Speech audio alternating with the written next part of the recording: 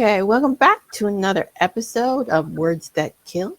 And today's topic is death and dark magic. And we have the queen of death herself, J.E. Taylor, to talk about this subject. And I'll just turn it over to her and let her introduce herself. Take it away. A lot of dark fantasy, dark paranormal romance. My characters I have some that are death and some that are fate, some that are angels, some that are demons. I've dealt with the devil. So I have a lot of fun on the page. And Yeah.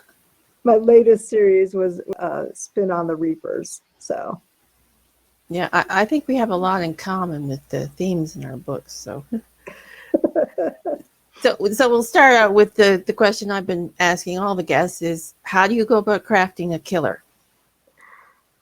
Well, that's a interesting question. Way back in my intern days when I was young and and in the newsroom, I was actually sent to the courtroom to wait for the verdict to come in from deliberations for 2 murder trials in Connecticut. And I got to actually see the killers when they came in. Actually, one of them was said innocent, but the second one that they found guilty, he scared the daylights out of me. When his eyes passed over you, you could tell there was nothing behind them. There was no soul, no conscience, anything. So that's the basis for all my evil villains, basically. Well, yeah, that's a good basis, I think. Yes. So when you're incorporating them into like the paranormal aspects, what do you use most? Do you use myth, folklore, or do you go more of a psychological aspect of the killer? It depends on, well, my early stuff, I did an FBI series that was mixed with paranormal, so it was sort of like Criminal Minds meets Supernatural. In that, it was more, method-based on real people, not magic. My FBI agent ended up gaining some powers, some psychic powers. So that was more psychological and, serial killers in that realm. As I've evolved as a writer, I guess, I've gotten more into the fantasy land. So it's more of, the devil or demons or, dark figures in that manner so it's more of the magical way. Okay, and speaking of magic, how much do you use the versatility of magic? Because magic, you can do almost anything Mm-hmm. if you work it right. So, how versatile have you been with using that as a weapon? Well, my characters are not infallible, because I think if you have somebody who's like the superhero, you have to have your kryptonite. So, the magic that is used. I mean, I've used actually Wiccan, based magic, the earth-based, water-based for sirens, fire-based for dragons. I've also had my character who is the daughter of death, who had the ability, like a fire starter from Stephen King, could just set things on fire. Hello, I'm J.E. Taylor, and I'm here to read an excerpt from Beneath, a book I co-wrote with Katie Salidas, and it's the first book in the Running from the Devil series.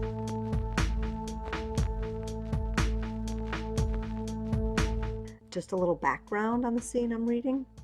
Phoenix, our main character, has just escaped from hell after thousands of years being hell's #1 torturer. Now she finds herself on the streets of New York. She wandered the streets for what felt like a lifetime. Fate was cruel, tempting her with the offer of assistance, but not actually telling her where she could find it. How was she supposed to know what Chinatown was, or where for that matter, when she didn't even know where she was?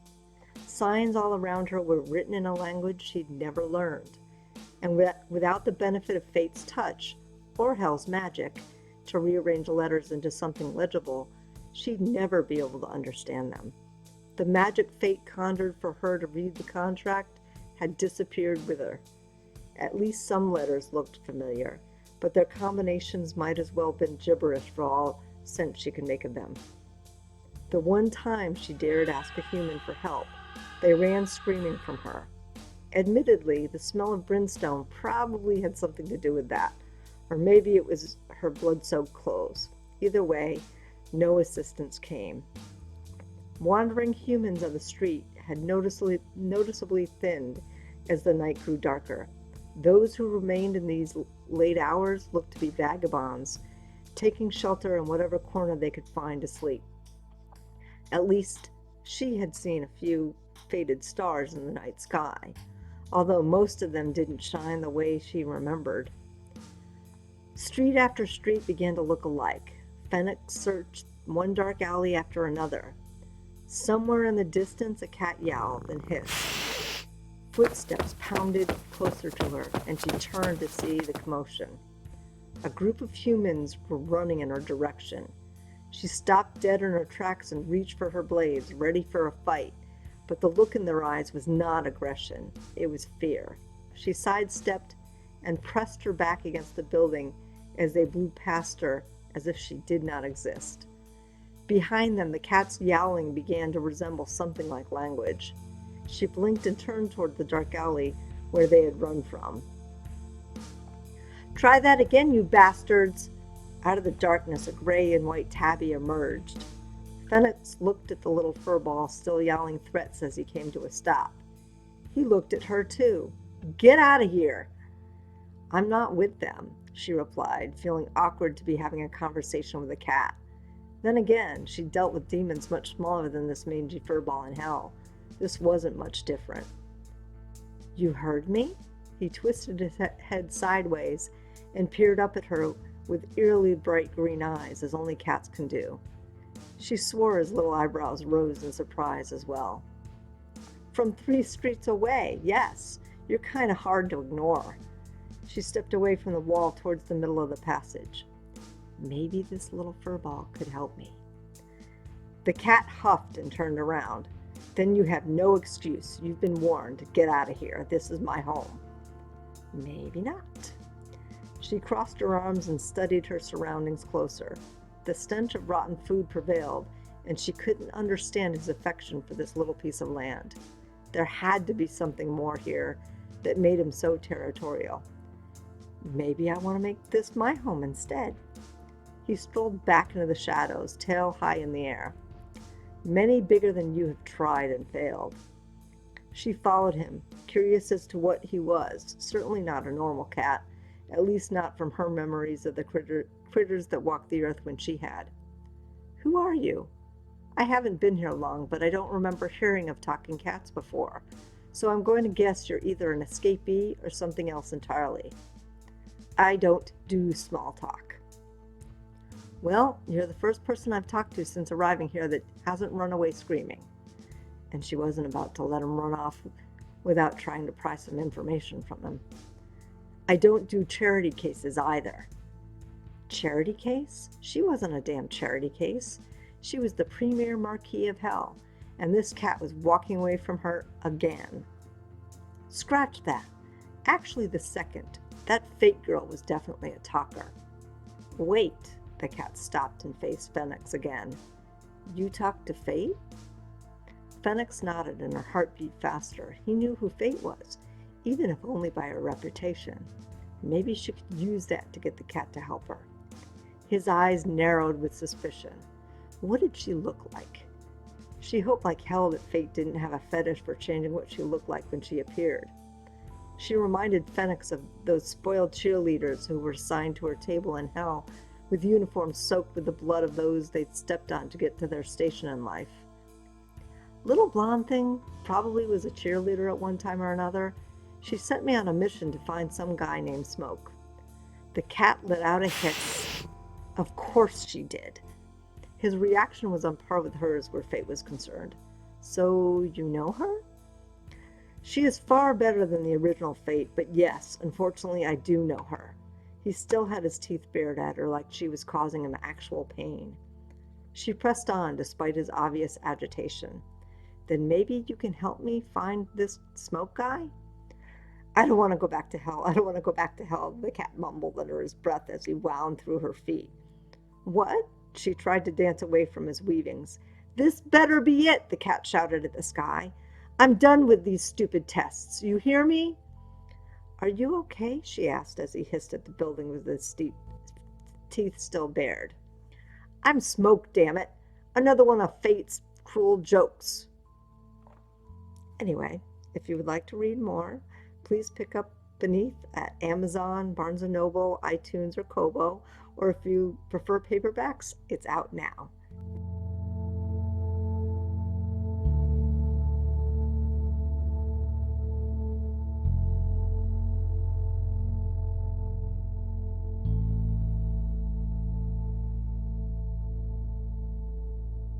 The versatility, I have no limits. It's only the limits of my imagination. So, how they use it, but sometimes it backs them into a corner where they shouldn't, or the only way to get out is to use dark magic, which, I try not to have my characters use unless because that always has a price.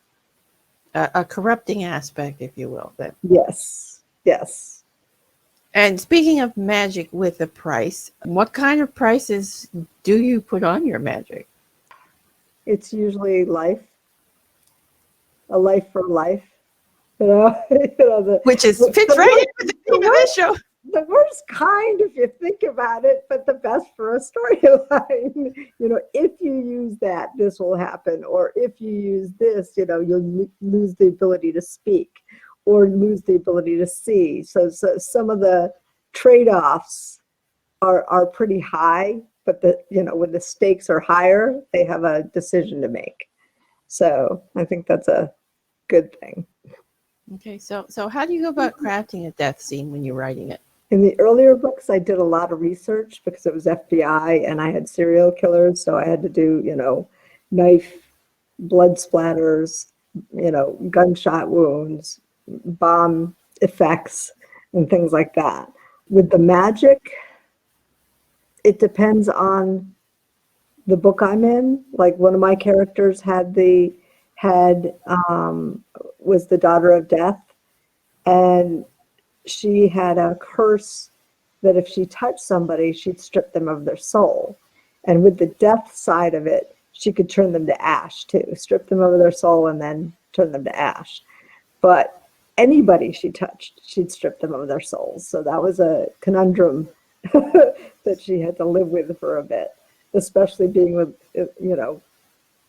that curse hitting her at a time when she actually had somebody that she was falling in love with and couldn't touch. So, okay. So speaking of research, what is the oddest thing you've researched in relation to a character death?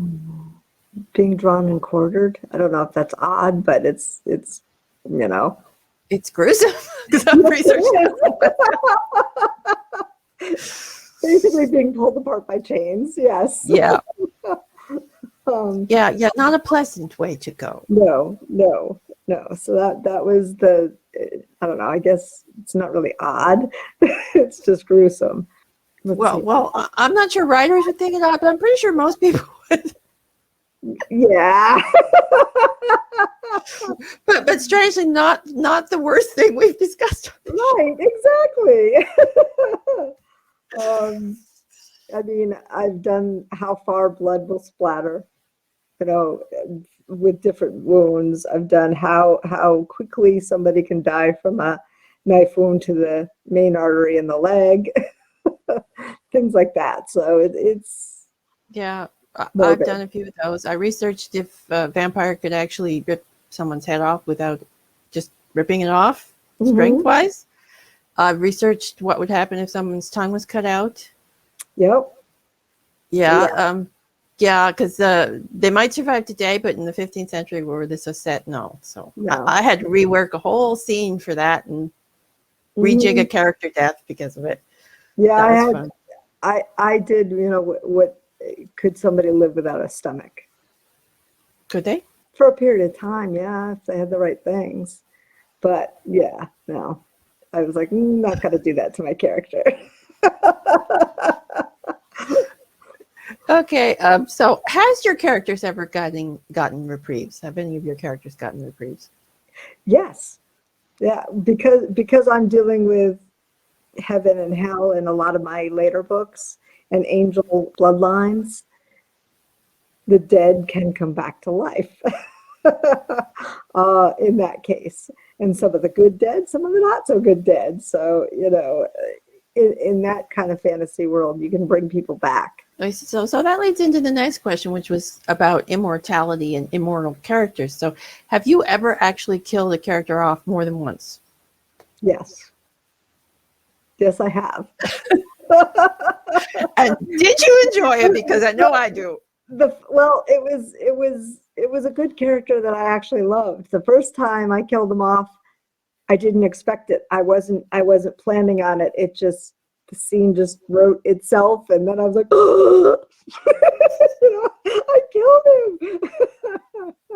And the next time, I sort of had the idea that I was going to, because he came back as like an angel.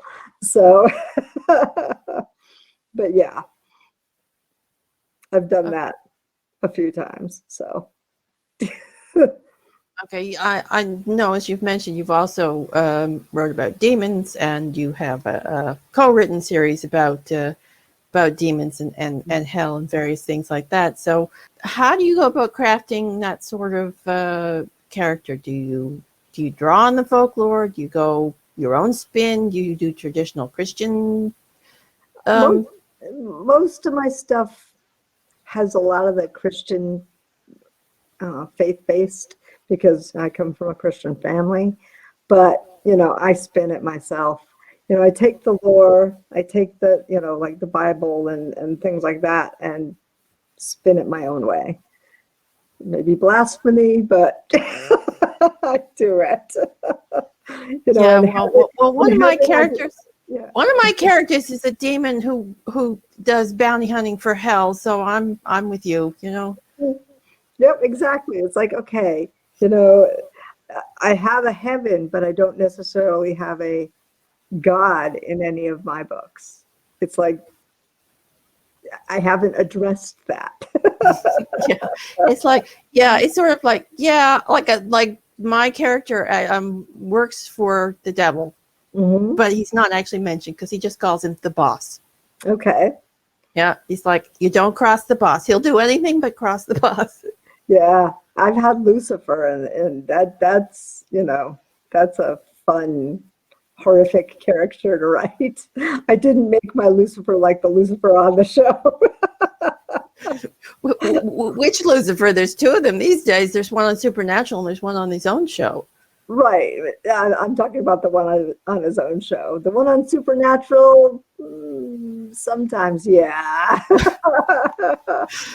I'm actually not sure which Lucifer is my favorite these days, because I mean, I love Mark Pellegrino's portrayal of Lucifer on that show, but I also like Tom Ellison. I know. I like them both. Yeah.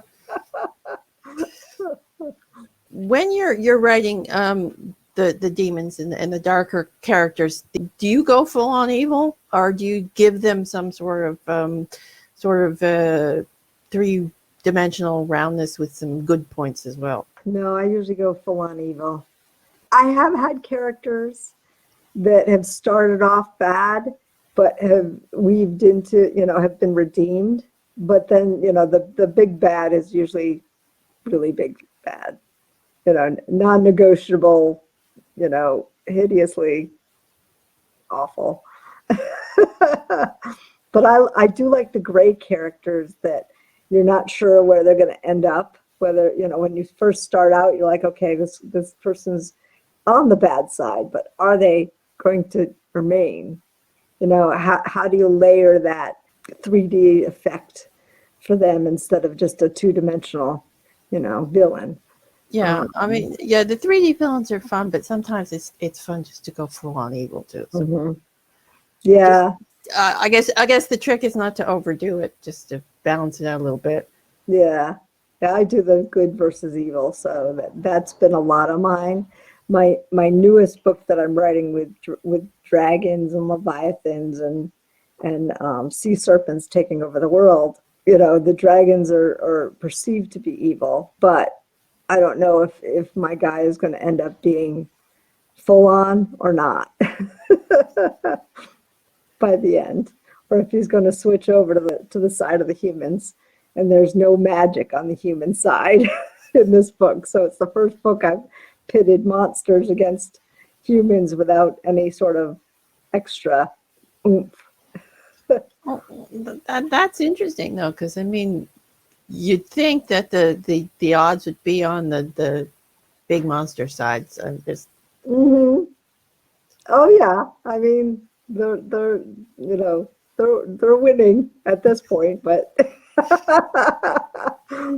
especially if you don't have any of the nuclear arsenals anymore, or military arsenals, because those were all destroyed by the dragons. so the dragons were the first strike team. Where they go in and Yes, take? yes, the dragons were the strike team. Oh, I like that. Yep.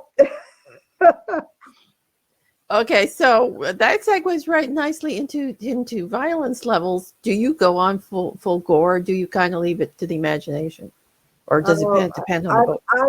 I'm a horror connoisseur, so I kind of I have in my earlier books they are much more gory. As I got more seasoned and more whatnot, I've sort of peeled back a little bit on the gore in my mind. But I don't shy away from a bloody scene. Yeah, I agree with you there.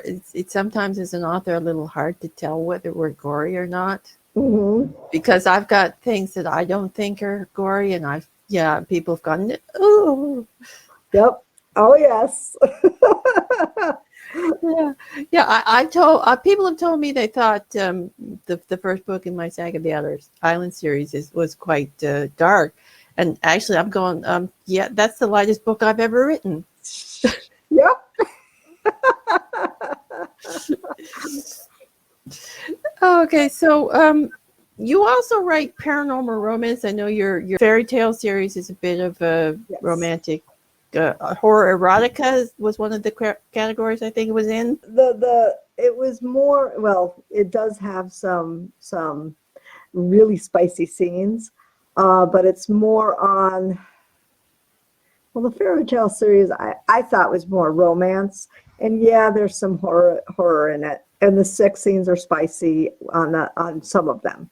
Some of them, it's off the page. Like the earlier ones, it was off the page for Red, and somebody's like, "Oh, this is too sexy." I'm like, "Really? There is no on the page sex, guys." So what's it like mixing the darker horror death aspects of the book with the romance? I don't know. Or is it just like one's kind of like opposite sides, death and romance? Kind of. I mean, the core of the fairy tales is the romance, because that's, the core of the normal fairy tales out there. Or I should say the Disney fairy tales, because some of the other ones were very grim. Oh yeah. You read the originals. There's no romance. There's a lot of cannibalism, a lot of death, a lot of blood, but no romance. The spin on it, I took a little bit of, but the Brothers Grimm's darkness and put it into the fairy tale from, like Disney, and melded the two together. So you have the falling in love, you have the tension building up to the sex scenes, and you have the darkness of the evil ones coming down to try to nix whatever you're doing. So, like the evil queen in Snow White, she was really evil. And then in the stepmother in Cinderella, she wasn't evil, she was just beat worthy. She just was very selfish and stuff like that. So it's the different levels of good and bad there that I've mixed in. Okay, so what was the weirdest way you've ever killed a character? I had zombies eating a character in one of the fairy tales. I had a serial killer cut somebody's head off. That was kind of gruesome. It's not really weird. I'm just trying to think of the weird ways. I had a bullet ricochet off a knife and kill somebody. Oh, that's interesting. Yeah. I'm assuming it was the poor innocent bystander that got it because it. No. No? That was the one that I killed and I went, oh! So it was a ricochet killed the. Yes. Oh, interesting. Yep. And it was not planned. Which, I wrote the scene and then I looked at it and I did and I burst into tears. I was like, what have I done? But it worked for the story. Okay, so with that reaction, I'm assuming you do get emotional sometimes when you kill off characters. Yes. There are some that just, that one is near and dear to my heart because it was the first character I ever wrote. So, and he's been in a lot of books. So that was a tough one. Another really tough one was one of his sons in a later book. That one was a rough one to write because I loved the character. So when you really love the character, it's very hard to say, okay, this makes sense for the storyline. I don't want to let him go, but I have to. It's easy to kill off the villains. Actually, I had more trouble killing off the villains than I do the nice characters because I like the villains better than I do the nice. Oh, yeah.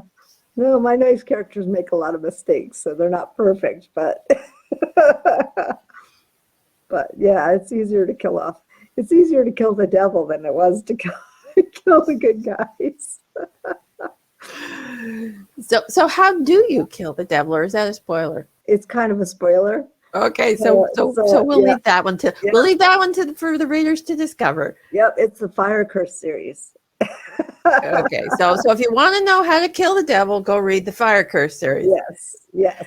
Okay, and on that note, I think we'll wrap it up here and tell everyone where they can find you in your books. Okay, I am wide now, so I'm not just on Amazon. So Amazon, Barnes & Noble, Kobo, iTunes.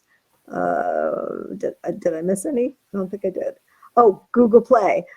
So, you can search J.E. Taylor and you can find them there. And or you can go to my website, which is www.jetaylor75.com. And all my books are there with all the links. So. Yeah. And the links will be in the description of this episode, so be sure to check out her books. I am currently reading the co-written series, so guess I can recommend them. Anyway, so thank you for being here. It was a lovely to chat with you today. Thank you, Anita. It's been wonderful to be here. Yeah, and join us again for another Words That Kill, and that's all for today. So bye for now.